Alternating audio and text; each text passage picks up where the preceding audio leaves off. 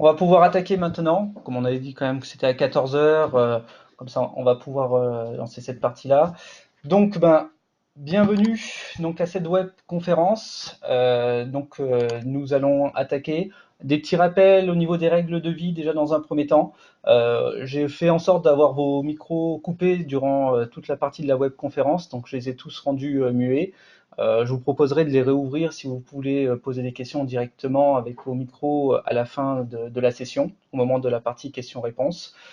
D'utiliser aussi le chat pour poser des questions ou demander la parole. Comme ça, après, comme je vous disais tout à l'heure, nos équipes pourront reprendre ces questions et me les transmettre pour qu'on puisse y répondre. Bon, respect et bienveillance de chacun également. Pas de discussion en dehors du groupe. Bon, si on bloque les micros, comme ça, il n'y en aura pas, c'est pratique. Et surtout, n'hésitez pas à participer aussi et à partager vos expériences. Surtout que là, bon, c'est sur un contexte un peu nouveau, sur l'assurance de la qualité en radiologie médicale. Donc, c'est assez nouveau, voir un petit peu vous ce qui avait peut-être déjà été mis en place. Donc, on va voir un petit peu tout ça pendant cette session. En cas de déconnexion, un petit rappel, hein, reconnectez-vous à la plateforme grâce à vos identifiants. Vous cliquez sur l'onglet formation, puis sur classe virtuelle derrière, et enfin intervention CDI santé. Vous reviendrez directement avec la présentation qui s'affichera directement, et vous pourrez revenir après et le suivre normalement. Donc déjà, une petite présentation donc, de notre société. Donc CDI Santé est un expert dans l'accompagnement et le conseil, principalement à l'origine dans la radioprotection et la physique médicale pour le côté patient. Nous sommes aussi organisme de formation donc enregistré sur le Datadoc. Donc nous sommes référencés auprès des OPCA donc pour remboursement de formation. Nous avons aussi donc dans nos formations des formations qui sont éligibles pour le DPC, mais également on est certifié pour les formations de personnes compétentes en radioprotection pour le domaine médical et industriel. Un applicatif métier aussi, XView, qui permet la gestion de la conformité des établissements de santé en radioprotection, physique médicale, IRM et d'autres modalités qu'on peut développer au fur et à mesure, comme ce qu'on va voir peut-être pour l'assurance qualité. Également, on est agréé par l'autorité de sûreté nucléaire pour tout ce qui est phase de contrôle technique interne et contrôle externe de radioprotection. On réalise également maintenant les contrôles de qualité interne en imagerie médicale. Une partie bureau d'études pour tout ce qui est respect des décisions de l'autorité de sûreté nucléaire vis-à-vis des générateurs à rayon X, mais également pour la médecine nucléaire et la radiothérapie, on fait quelques calculs pour de temps en temps. Et la sécurité aussi en IRM pour l'accompagnement dans la prévention des risques liés au champ électromagnétique et principalement pour l'IRM. Donc, nous sommes trois présentateurs pour cette web conférence. Donc, moi-même, donc Pierre Froment-Terrasse, je m'occupe de la veille réglementaire au sein de CDI Santé. Donc, moi, c'est surtout sur la partie analyse de ce projet de décision de l'autorité de sûreté nucléaire. Je suis accompagné également de Carole Zinsner, qui est responsable qualité, sécurité, environnement, donc sur la partie qualité, et surtout qui accompagne quelques-uns de nos sites sur la partie Labellix, surtout en audit vis-à-vis du référentiel. Et Pascal Pirot, qui est notre directeur qualité et opérationnel sur la partie donc qualité également, puisque comme on va parler d'assurance de la qualité, on a des experts en qualité avec moi. Bonjour. Bonjour. Donc, l'objectif de cette webconférence, c'est de présenter ce projet de décision de l'autorité de sûreté nucléaire sur l'assurance de la qualité en radiologie médicale. Vous avez peut-être eu des informations à droite, à gauche, venant peut-être de prestataires qui viennent vous dire attention, il va y avoir des nouveautés qui vont sortir, il faut que vous soyez certifié, labellisé, etc. Donc l'autorité de sûreté nucléaire travaille bien sur un projet de décision concernant l'assurance de la qualité en radiologie médicale. Pour rappeler le contexte, c'est dans le cadre du plan cancer donc 2014-2019 qui prévoit de développer un référentiel qualité dans le domaine de l'imagerie médicale, dans le cadre toujours de ce qu'on peut voir sur la volonté d'avoir vraiment une qualité de soins dans les établissements de santé qui va vers la partie vont dire ben tiens, euh, pour le remboursement des actes, il faut assurer au sein de son établissement une certaine qualité de soins, d'où la partie de ce texte-là, mais également les actions menées par l'autorité de sûreté nucléaire dans le domaine de la scanographie et des pratiques interventionnelles, qui met en évidence vraiment des insuffisances dans la mise en œuvre des principes de justification et optimisation, notamment pour les actes réalisés dans les blocs opératoires, Et ce projet de décision de l'autorité de sûreté nucléaire, vraiment, se limite à cette partie-là pour vraiment répondre à ces principes de justification et d'optimisation, comme on verra à la suite de cette conférence. Alors déjà un petit avant-propos, et c'est très important, j'insiste beaucoup sur cette partie-là, ce texte à l'heure d'aujourd'hui n'est pas publié officiellement, donc il n'est pas applicable. C'est un projet de décision que l'on a récupéré car il a été mis en consultation du public par l'autorité de sûreté nucléaire, et de ce fait, tout ce dont on va parler aujourd'hui et la réponse qu'on va peut-être apporter à vos questions sont susceptibles d'évoluer et de ne plus correspondre après publication officielle de la décision de l'autorité de sûreté nucléaire. Donc on aura beaucoup comment dire, de conditionnels dans nos paroles. Même si sur le fond, on pense que le texte ne va pas énormément évoluer jusqu'à sa publication, on ne sait pas ce qui va se produire demain, surtout qu'il y a beaucoup d'aspects réglementaires qui vont évoluer au niveau du Code du travail, du Code de la santé publique. Le texte peut évoluer également avant sa publication officielle. Au niveau de la présentation, donc on va vous faire une première analyse du projet de décision sur lequel on a travaillé donc, avec Carole et Pascal pour vous présenter un petit peu toute cette partie. Quel changement aussi pour vous ça va entraîner sur ce qu'on a identifié au départ, la réponse que peut apporter CDI Santé aussi pour vous accompagner dans ces changements, ce qu'il faut retenir, une sorte de conclusion des points importants à retenir, et après la session questions-réponses. Donc, l'analyse du projet de décision.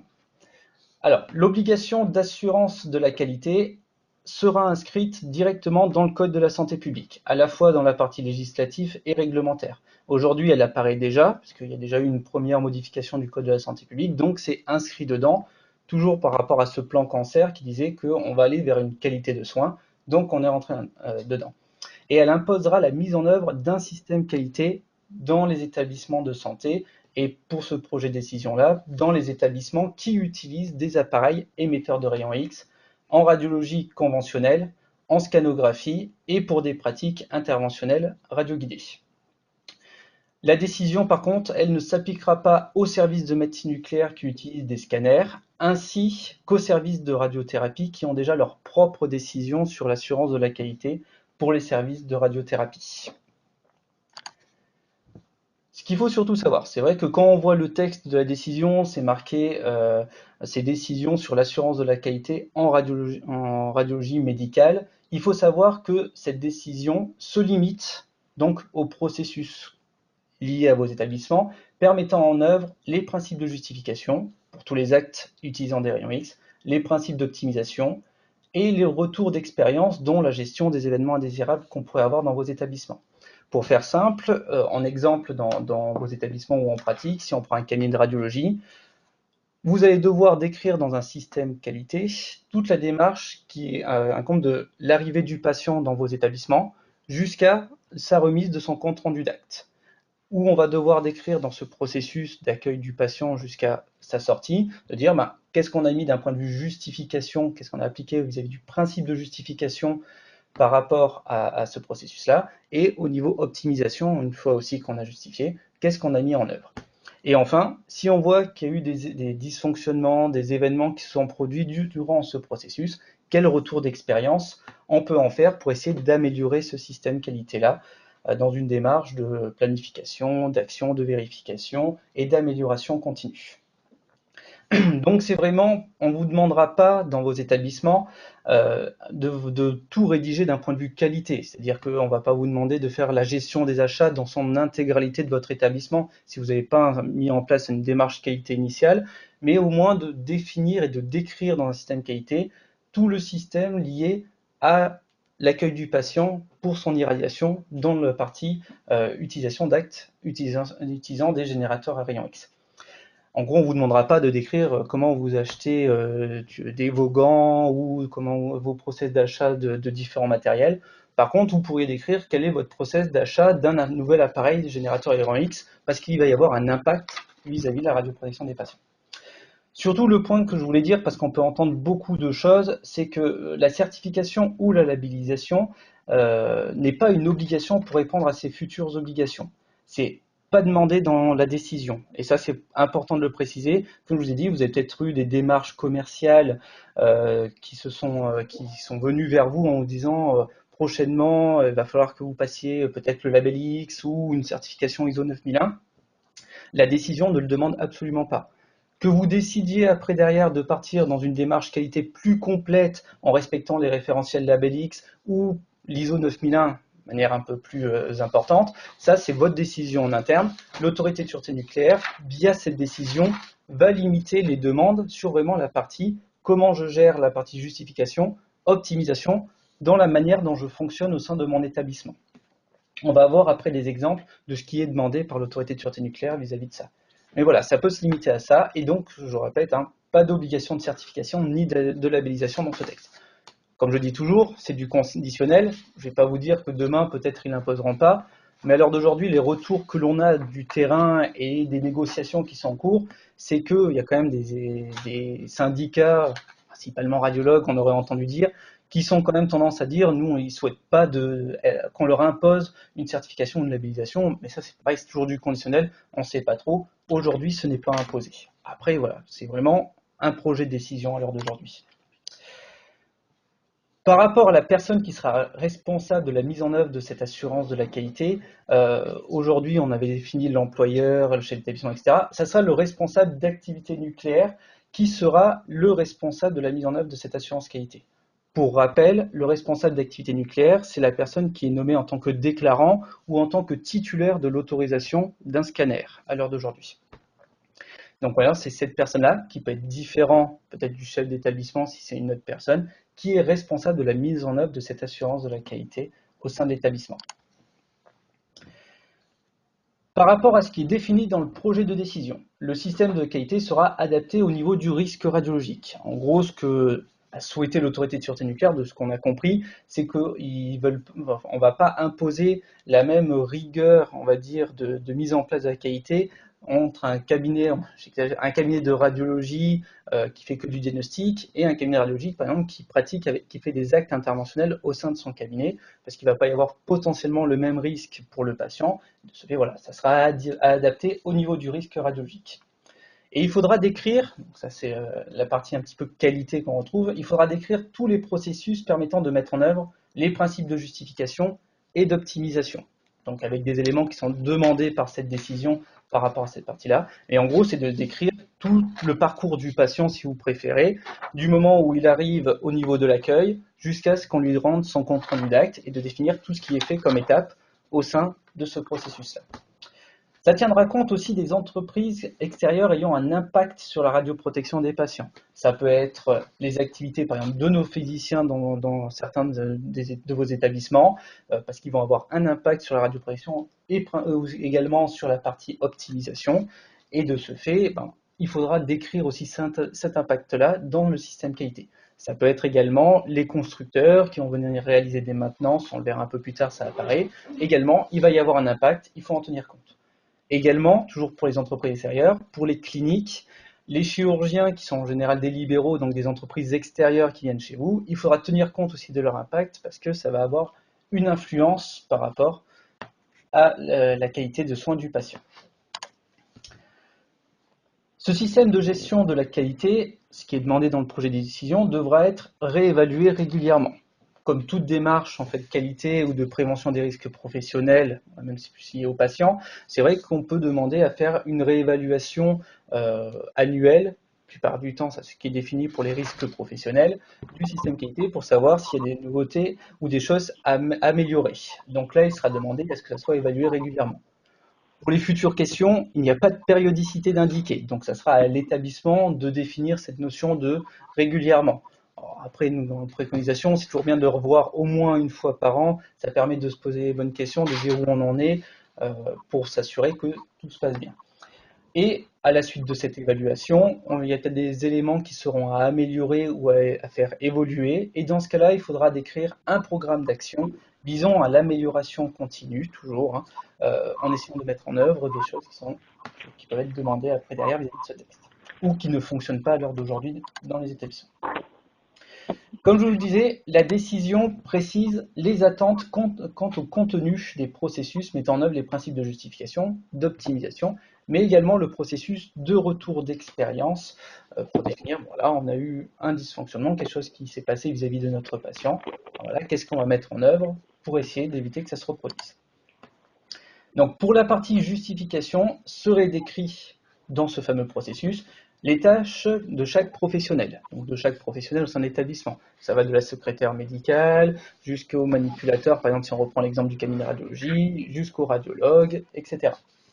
En précisant les différentes étapes, hein, comme je vous disais tout à l'heure, réception de la demande de l'acte, analyse de la justification de la demande, savoir qu'est-ce qui est demandé en fait comme acte, la validation de la demande par le praticien en règle générale qui dit effectivement on prend l'acte et on la réalise, et la décision de réalisation de l'acte. Donc savoir comment c'est formalisé chez vous par rapport à tout ce processus-là. Et enfin, toujours pareil, hein, comment on doit l'évaluer régulièrement. Il faudra décrire comment on évalue ce processus de justification au fur et à mesure. Donc l'objectif vraiment c'est de valider que le principe de justification est bien mis en œuvre au sein de vos établissements et qui fonctionne bien. Pour l'optimisation, donc serait formalisé, c'est toujours pareil en conditionnel, donc la mise en place des protocoles d'actes pour la réalisation, donc des actes courants, des actes particuliers présentant un enjeu de radioprotection pour les patients, et surtout, qu'est-ce qui est mis en œuvre pour essayer d'améliorer ces fameux protocoles d'actes, parce que vous en êtes à un instant T, vous avez vos protocoles qui sont bien établis, est-ce qu'on peut aller dans une démarche d'amélioration, est-ce qu'on peut aller vers de l'optimisation de ces actes? La description aussi de la prise en charge des patients dits à risque, patientes en capacité de procréer, qu'est-ce que vous avez mis en œuvre? Le cas qu'on retrouve beaucoup, nous, en pratique sur le terrain, c'est le côté, surtout en scanographie, la patiente vient parce qu'elle a des maux de ventre, on lui a prescrit un scanner, vous faites la première scanner, la première acquisition, vous vous rendez compte qu'elle était enceinte. Voilà, il va falloir que vous définissiez maintenant qu'est-ce que vous avez mis en place pour ces patientes-là qui sont en capacité de procréer. Donc, qu'est-ce qu'on peut faire pour éviter les événements indésirables d'avoir des patientes enceintes dont on ne connaissait pas l'état de grossesse. Également, comment vous prenez en charge les patientes dites enceintes dans l'acte est justifié. C'est-à-dire que là, on a justifié qu'il fallait quand même un acte parce qu'il y avait peut-être une urgence médicale ou autre. Comment vous les prenez en charge? Pour la partie pédiatrique aussi, qui est assez important, hein, surtout vis-à-vis des protocoles, mais comment vous prenez en charge les enfants? Les patients nécessitant aussi des actes itératifs. Et surtout, parce que c'est le plus compliqué à mon sens, mais c'est vrai que c'est des choses à prendre en compte, les patients présentant une radiosensibilité individuelle. Voilà. Donc l'objectif, c'est d'encourager donc les actes les moins irradiants. Toujours dans la partie optimisation, qui est la grosse partie en fait à formaliser par rapport à la demande du projet de décision, ça va être la rédaction des modes opératoires d'utilisation des équipements afin de maintenir la dose aussi faible que raisonnablement possible. C'est écrit comme ça dans le texte, c'est définir surtout quand vous avez des nouveaux arrivants, la manière dont vous devez utiliser vos générateurs à rayon X, toujours dans une démarche d'optimisation, voilà, pour avoir la dose la plus faible que raisonnablement possible. Je prends l'exemple, c'est pas pour faire une généralité, mais c'est ce que je rencontre quand je fais des formations PCR la plupart du temps. C'est parfois on entend la personne, elle doit faire un cliché du bassin, le tube radiogène est au niveau du crâne et le manip appuie sur la pédale de scopie du crâne jusqu'au bassin pour se centrer. Voilà, c'est un peu de décrire ça pour éviter ce genre de circonstances en définissant les modes opératoires d'utilisation et les bonnes pratiques pour tendre vers la dose la plus faible que raisonnablement possible.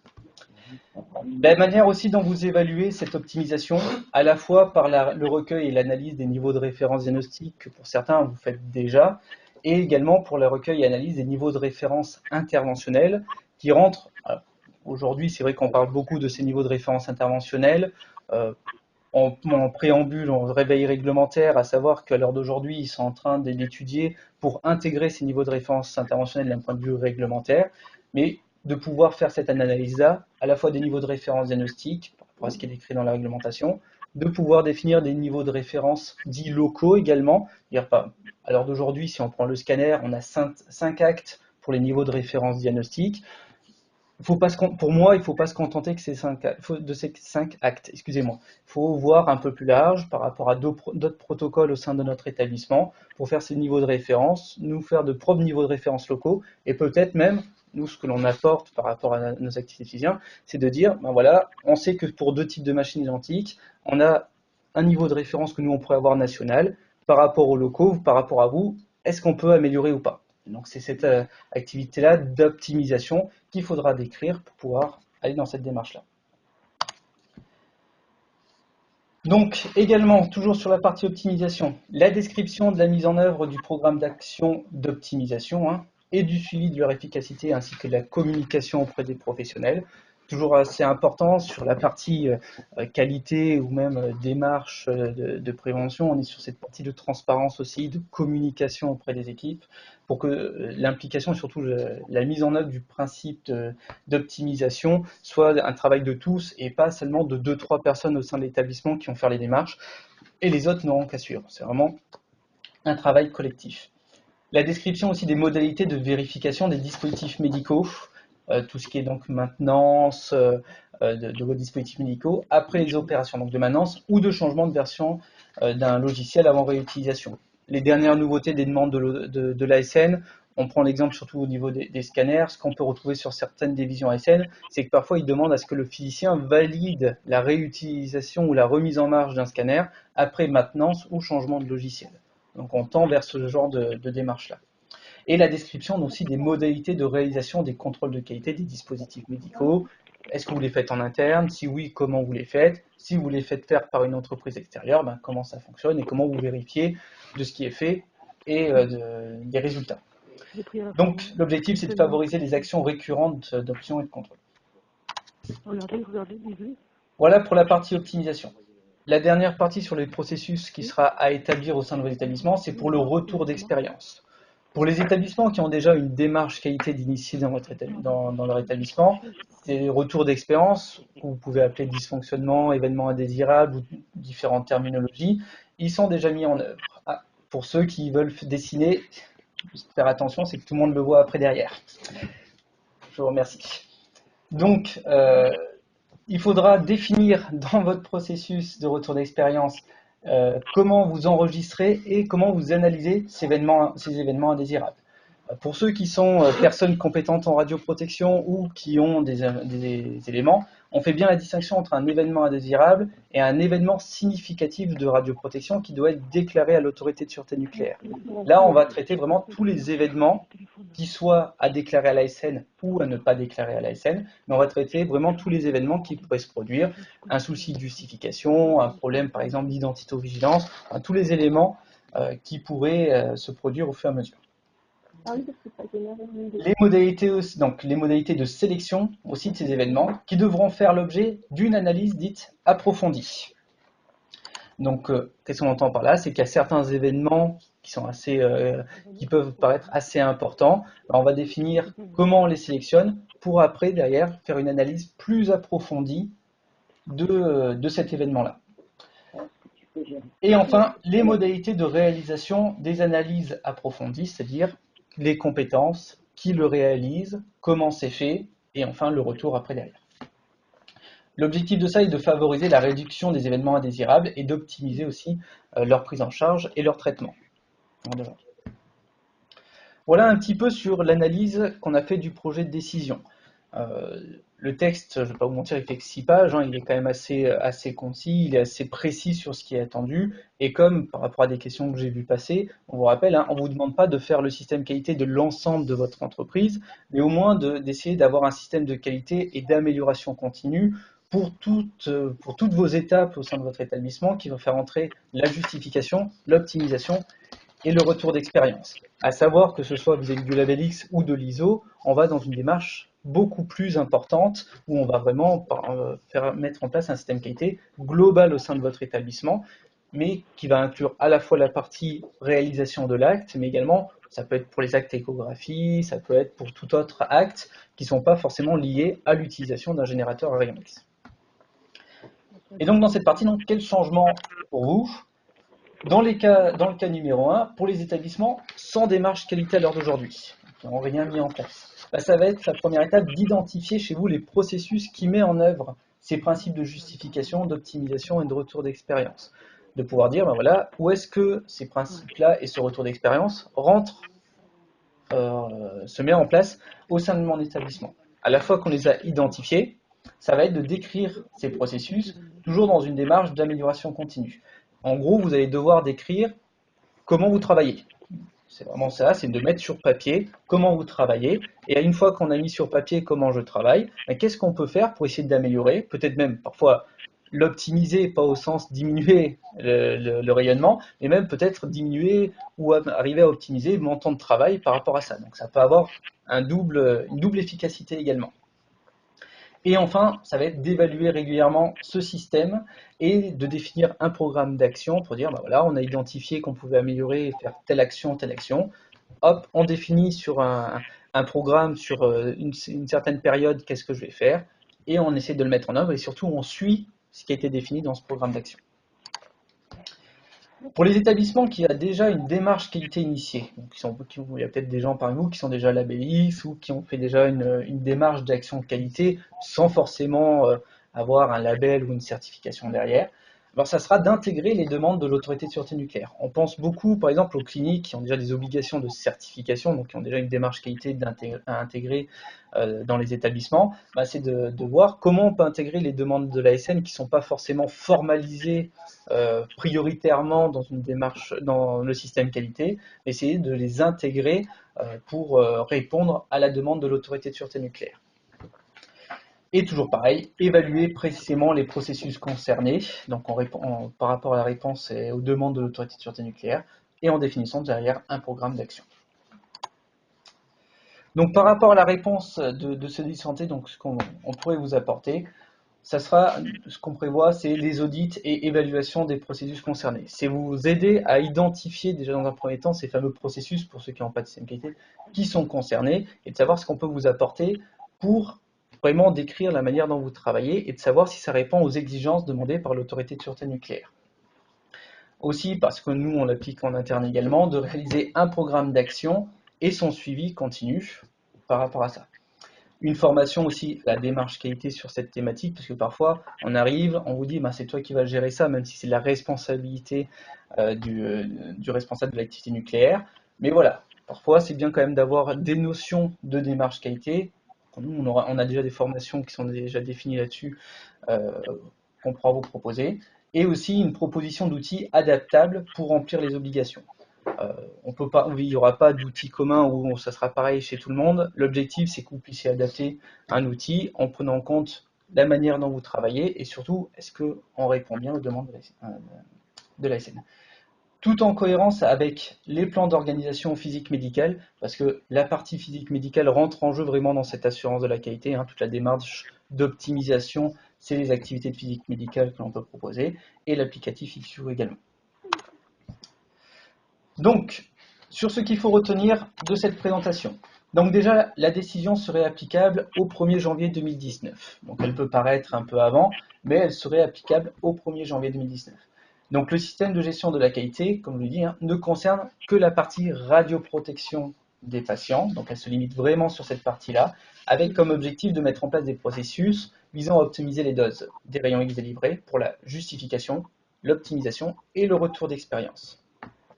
Et enfin, le dernier point, parce que j'ai vu la question passer tout à l'heure, la certification ou labellisation n'est pas une obligation pour répondre à ces futures obligations, à l'heure d'aujourd'hui, dans le projet de décision. Et enfin, pour ce qu'il faut retenir, pour ceux qui n'ont pas forcément de notion de qualité, mais pour rappel un petit peu, c'est le fameux plan do check action, donc planifier, donc analyser le fonctionnement de l'établissement, décrire les processus et ajouter les attentes de la décision, planifier leur mise en œuvre. Ensuite, c'est réaliser, implanter les processus dans le système de qualité, et surtout, c'est pas que les écrire et de dire j'ai écrit quelque chose, c'est après les appliquer, ces processus, c'est surtout ça qui est important et qui va être peut-être la grande difficulté quand, à l'heure d'aujourd'hui, on n'a pas de démarche qualité. Enfin, on évalue ce système de qualité et les processus mis en place, et on essaie de mesurer peut-être les améliorations qu'on aura apportées.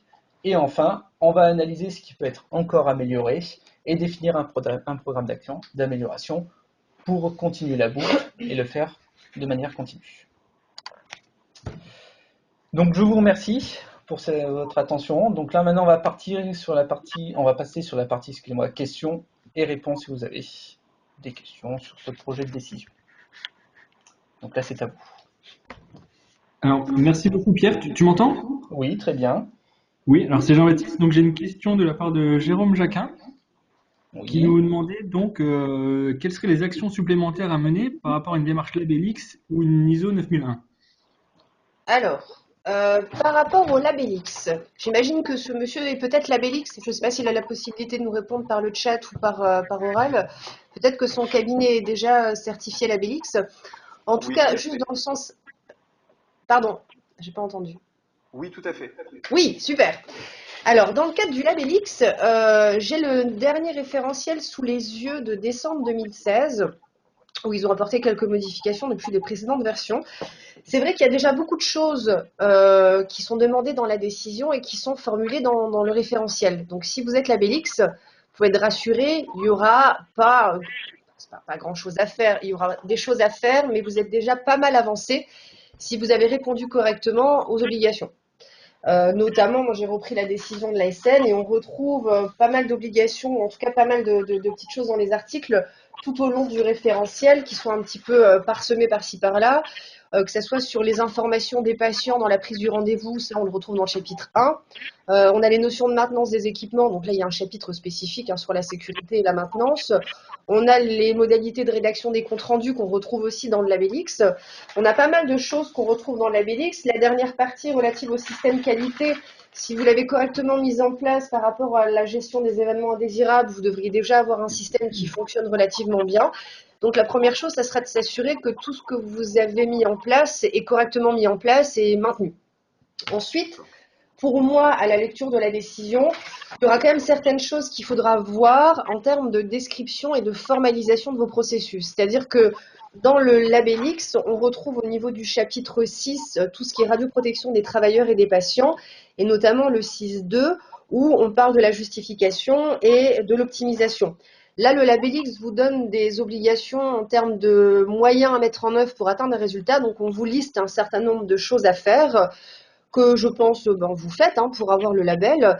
Simplement, la décision de la SN va un peu plus loin parce qu'on est plus dans de la formalisation de tout ce que vous faites, la formalisation des processus avec les notions de tâches des personnels, de compétences, de connaissances, la description complète de vos enchaînements en termes de prise en charge du patient, mais pour les éléments liés à la radioprotection. Ça, je le retrouve malheureusement pas dans le Labellix qui s'arrête à des obligations de mise en place bon, le site utilise le guide de bon usage des examens d'imagerie, le site recherche des grossesses, le site fait ça. Donc, on donne des choses à faire.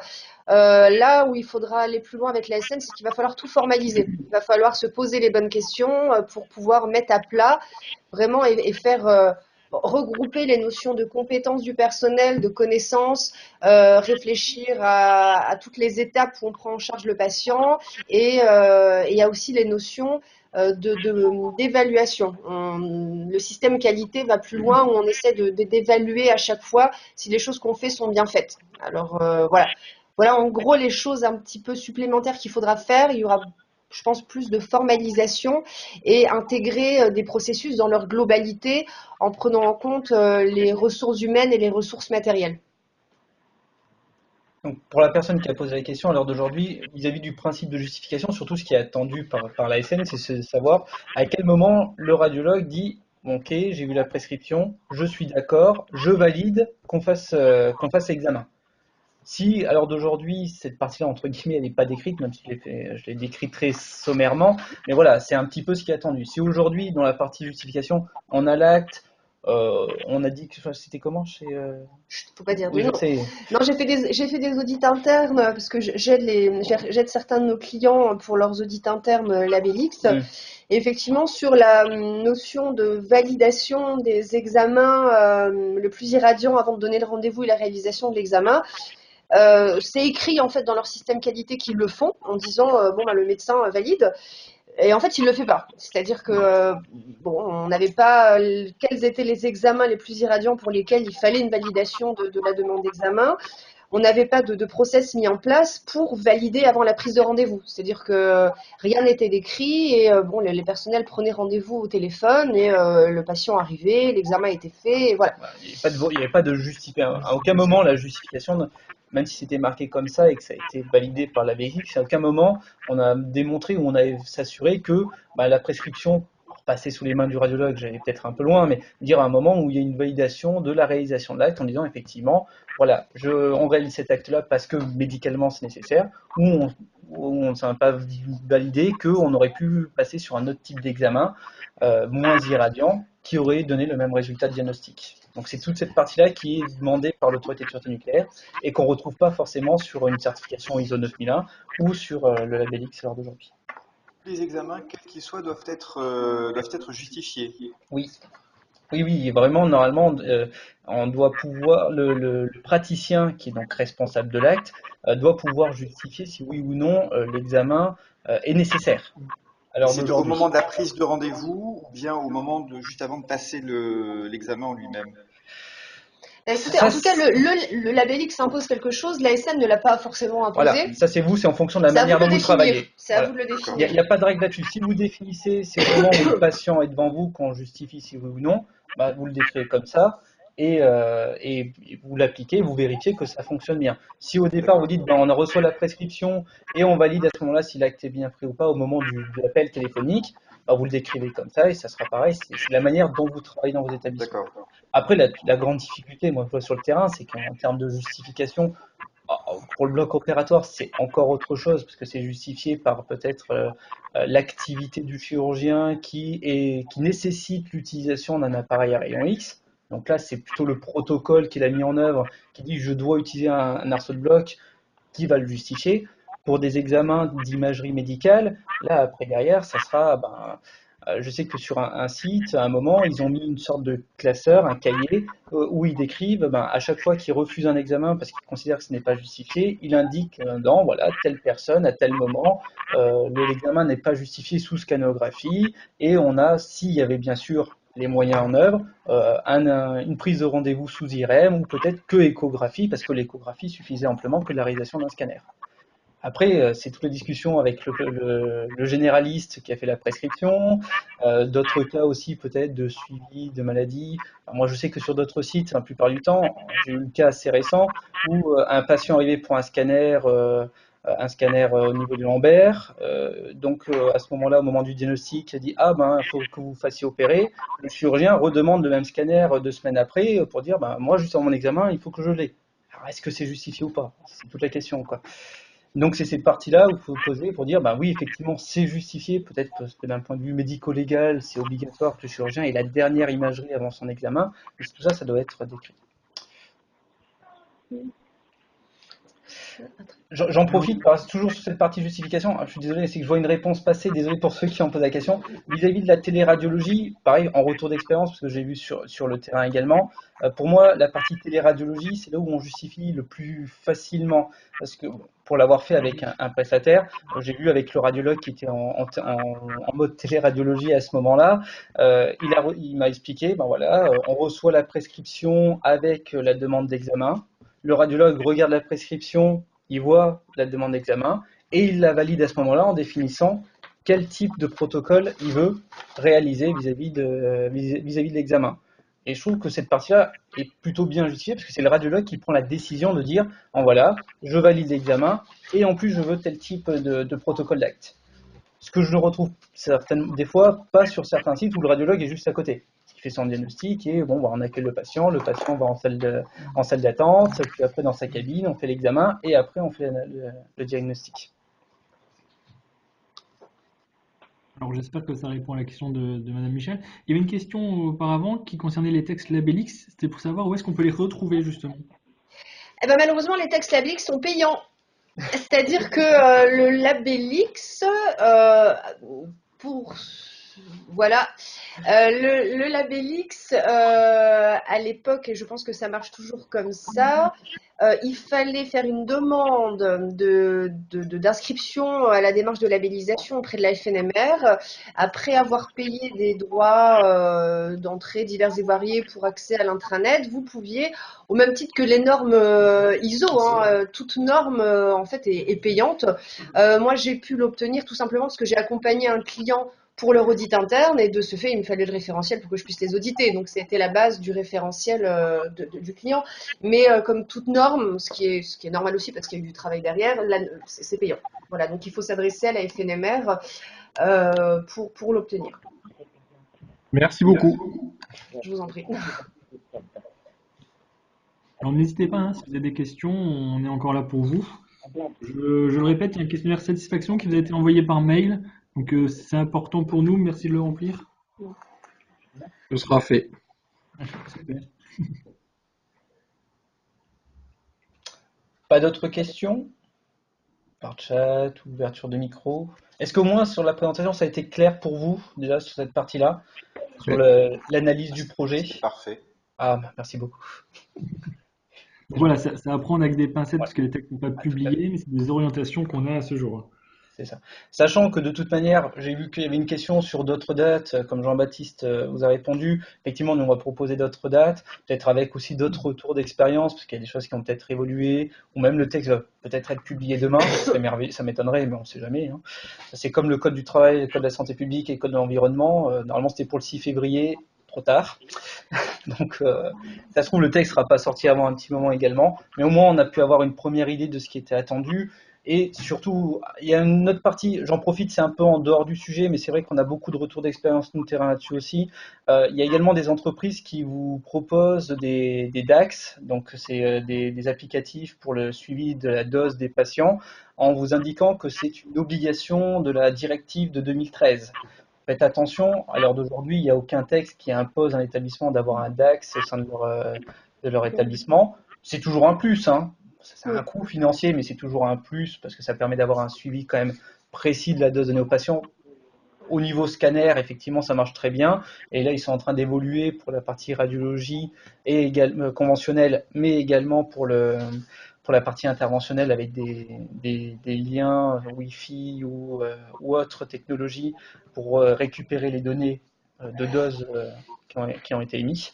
Mais à l'heure d'aujourd'hui, moi, je n'ai aucun retour et j'ai recherché qui imposera à les établissements à avoir un DAX pour ce suivi patient-là à l'heure d'aujourd'hui. En sachant qu'il y a certains prestataires qui vous le vendent comme ça, pour vous dire. Et j'ai une petite question alors. S'ils imposent pas le DAX, donc c'est Geoffrey, s'ils imposent pas le DAX, est-ce ils peuvent nous imposer un autre système? Soit interne, base de données, ou ils peuvent se passer de toutes les infos qu'on aurait grâce à un DAX? Je pense que sur les demandes, au moins les premières qui vont être faites là, ça va être surtout sur votre analyse de ce que vous émettez en termes de doses aux patients, que ce soit en conventionnel, en scanner ou en interventionnel. Hein. Je ne sais pas s'il y a beaucoup de membres du genre bloc opératoire, mais on est dans Moi, oui, le je suis même PCR. système. Voilà, on est dans le même système, mais c'est vraiment se dire, ben voilà, je sais que j'ai des protocoles à l'heure d'aujourd'hui, vous essayez de les optimiser tout en gardant une qualité d'image suffisante pour le diagnostic.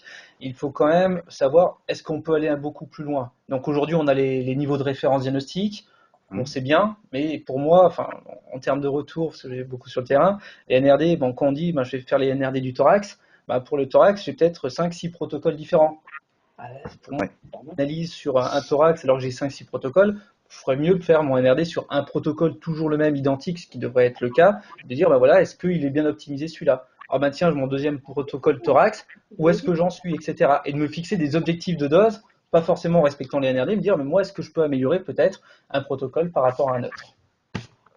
Voilà. Donc, avoir une obligation de DAX, je ne pense pas. Par contre, de se dire, voilà, se poser les bonnes questions par rapport à ce que j'aimais, et donc d'avoir quand même une sorte de base de données, oui, de ce que j'aimais, pour pouvoir l'évaluer et voir ce que je peux améliorer là-dedans, ça rentre dans la démarche d'assurance de la qualité. Bon, c'est aller très loin, hein, mais on pourrait viser ça. Et avec un intérêt de dire, est-ce que je peux toujours tendre vers plus bas, avec peut-être de nouvelles technologies, avec peut-être des nouveautés qui sont sur nos équipements à l'heure d'aujourd'hui. Ok. Merci. Peut-être qu'un jour ils l'imposeront, hein. J'ai entendu dire aussi qu'ils essaieraient peut-être de l'imposer. Mais alors là, en termes de coûts financiers, il va falloir qu'ils trouvent.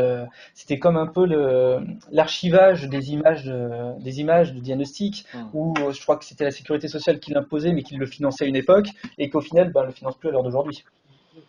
Voilà, dans les cotations. Ça pourrait être pareil demain pour le DAX, en disant ils arrivent à trouver un petit truc en disant si vous vous dotez d'un DAX, vous aurez peut-être un financement supplémentaire dans vos cotations. Et dans là, peut-être que oui, ils arriveraient à l'imposer de manière plus simple. Mais alors d'aujourd'hui, on était allé, moi pas personnellement, mais mon directeur et mes collègues étaient allés à Vienne, donc au congrès européen sur la radiologie, et ils avaient compté 13 à 14 fournisseurs de DAX à l'heure d'aujourd'hui. Bon, voilà. Après, c'est de savoir ce qu'on attend aussi de cet outil-là. Est-ce qu'on veut avoir quelque chose de super complet, etc., ou on veut juste savoir ce qu'on émet à notre patient, ce qui a peut-être été dépassé si on s'est fixé des limites, et de dire si on a dépassé, pourquoi? Peut-être parce que le patient avait une IMC un peu plus importante, donc on a été obligé d'augmenter un petit peu, etc. Enfin voilà, ça peut servir pour autre chose. Mais après, il faut avoir le temps de le faire aussi. C'est-à-dire que d'avoir un outil qu'on n'utilise pas après derrière, c'est pour la même chose, ça peut être contraignant. Après, je pense aussi que le problème du DAX, ça va sensibiliser moins de personnes, comme on pourra tout faire à distance. C'est transparent et ça va pas impliquer les équipes dans l'optimisation, je pense. Tout à fait. Mais bon, après, dans une démarche qualité, en règle générale, c'est un travail d'équipe pluridisciplinaire où il y aurait le physicien, les radiologues, les manipulateurs à travailler sur une amélioration continue. Après, c'est toujours pareil. Ça, c'est sur le papier. En pratique, il faut qu'il y ait la volonté donc, des responsables, du responsable d'activité nucléaire, qui est en général aussi un liant hiérarchique, etc., qui montre, en gros, on exagère, mais qui signe une sorte de charte en disant qu'ils s'engagent dans cette démarche-là et qui après derrière mettent les moyens en œuvre pour le faire. Après, vous allez peut-être entendre des choses, je vous le dis comme ça, alors c'est vraiment du conditionnel parfait ce que je dis, mais peut-être que demain, la cotation sera fonction de la manière dont vous avez mis en place votre système qualité. C'est-à-dire que vous serez plus ou moins remboursé en fonction de la qualité de soins que vous apportez derrière. Enfin, c'est sur ce quoi on tend à l'heure d'aujourd'hui, sur l'ensemble des actes, pas que radiologiques, sur l'ensemble des actes. C'est-à-dire que plus un établissement montre qu'il a mis en œuvre une démarche de qualité de soins importante, plus il sera remboursé par rapport à un site qui n'a rien fait. Donc peut-être que les cotations de radio demain, ça sera basé sur ça. J'exagère, mais quand je parle de demain, c'est peut-être 5, 6 ans, 10 ans après-demain. Voilà, et puis de toute façon, un DAX reste un outil, c'est pas une fin en soi. Non, ça reste qu'un outil. Si on a un DAX mais qu'on ne l'utilise pas derrière, de toute manière, ça n'a aucun intérêt.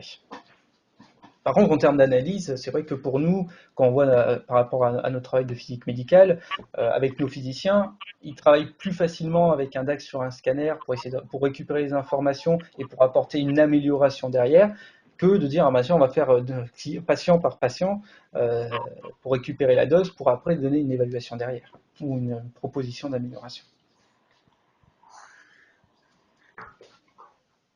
Il y a d'autres questions?